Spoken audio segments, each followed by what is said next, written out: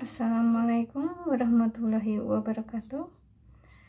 Nama saya Randa Puji Astuti, mahasiswi INIS Temanggung semester 3, Prodi Pendidikan Islam Anak Usia Dini, akan menyampaikan materi dari mata kuliah Perkembangan Psikologi Anak yang diampu oleh Ibu dosen Asih Puji Astuti, MPD, dengan tema masa perkembangan masa kelahiran.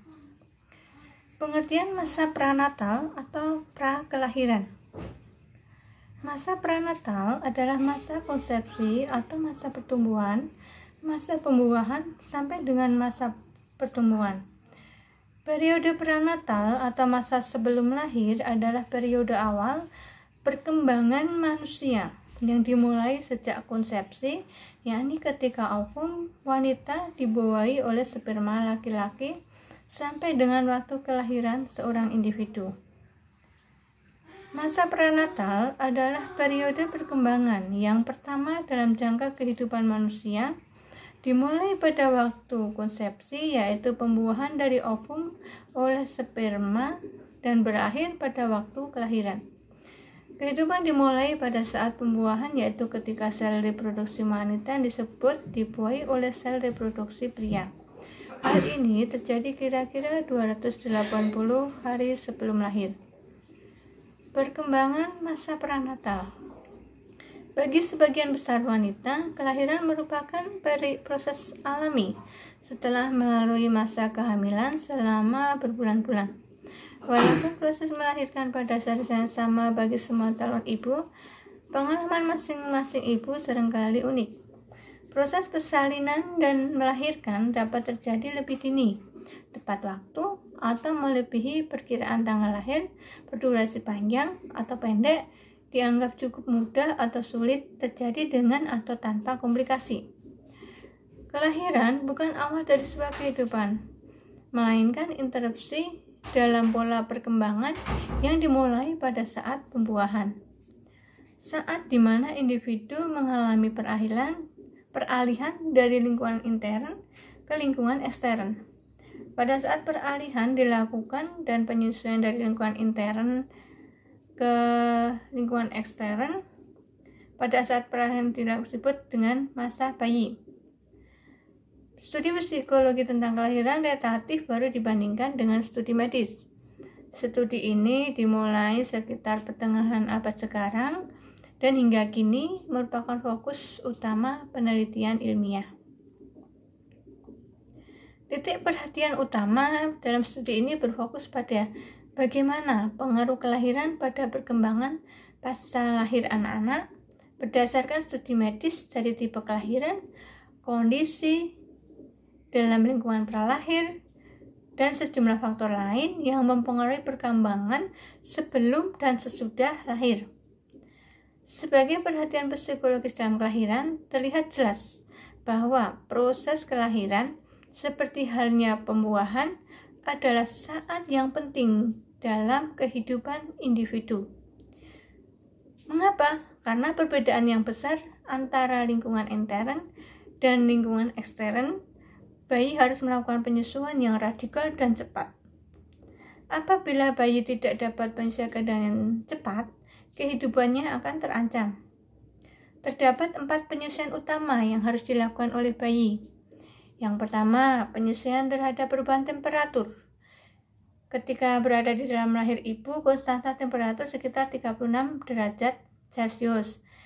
Kemudian pada lingkungan sesudah lahir akan berkisar 20-21 derajat Celcius dan akan berubah-ubah sesuai dengan lingkungannya. Kemudian yang kedua, penyesuaian terhadap pernafasan. Sewaktu di dalam kandungan, oksigen yang diperoleh bayi berasal dari plasenta melalui tali pusat.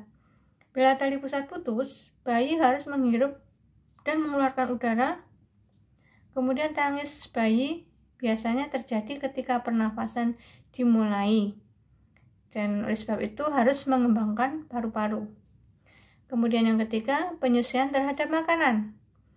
Kegiatan refleks menghisap dan mengunyah seringkali tidak berkembang sempurna pada saat lahir.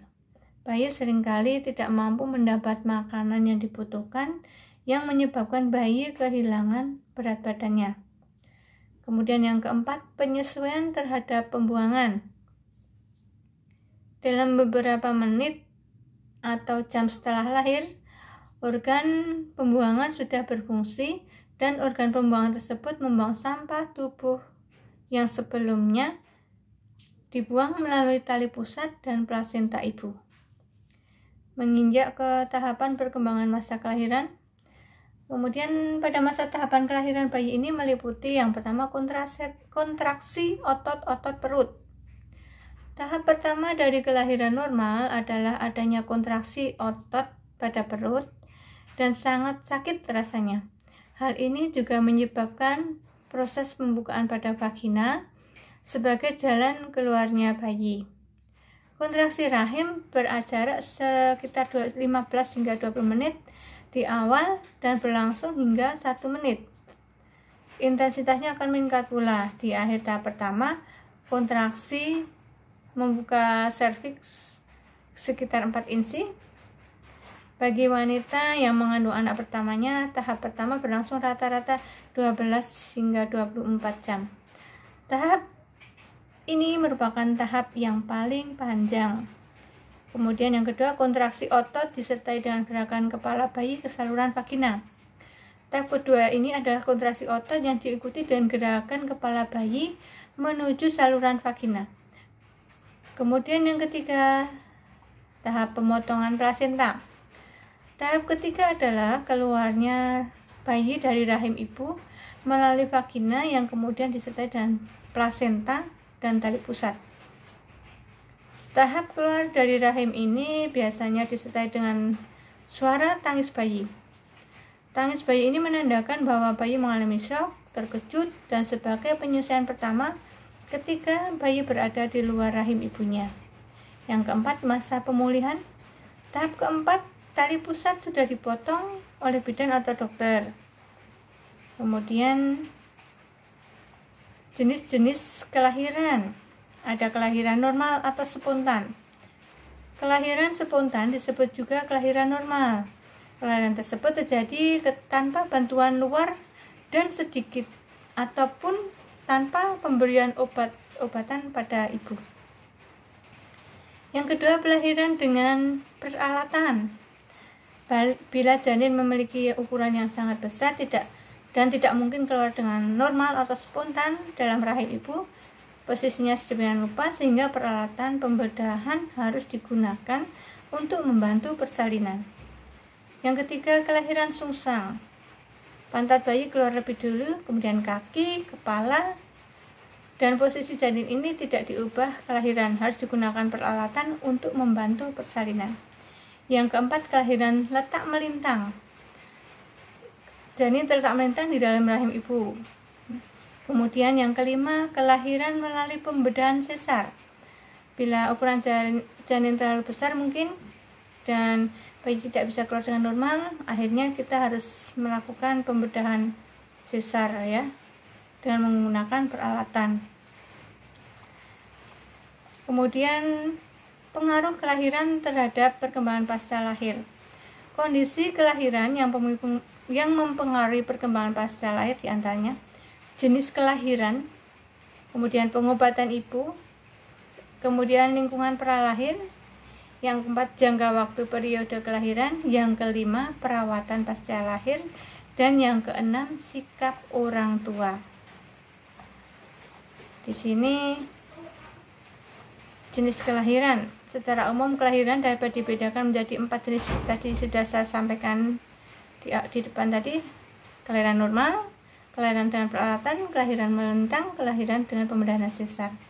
Pengobatan ibu dimaksudkan obat-obatan digunakan ibu sebelum dan selama proses kelahiran dapat mempengaruhi kelahiran juga.